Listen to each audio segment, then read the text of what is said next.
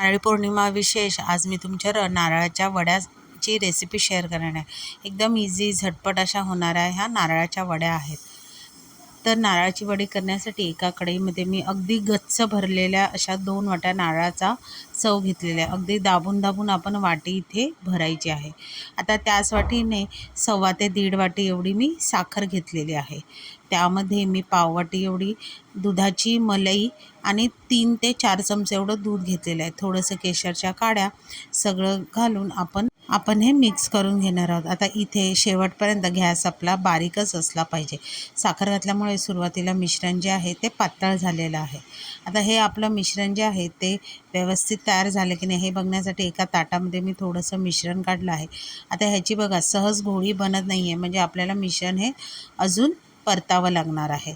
आता पुन्हा थोडं 5 ते 7 मिनटं आपण मिश्रण जे आहे ते परतून घेतलेलं आहे। पुन्हा थोडंसं ताटात काढलं आणि बघितलं तर इथे गोळी जी आहे ती होत आहे, म्हणजे गोळी मी ताटात ठेवली तरी ती पसरत नाही आहे। ह्याचा अर्थ आपलं पाक तयार झालेला आहे।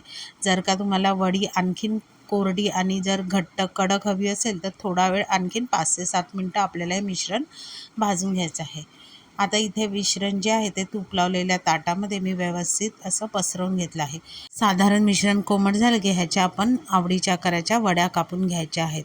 पण हे जे वड्या आहेत त्या 7 ते 8 तास थंड करत ठेवायच्या। आता इथे रात्रभर ह्या वड्या मी थंड करत ठेवल्या आहेत आणि सकाळी ह्याच्या वड्या ज्या आहेत त्या मी मोकळ्या करून घेतल्या।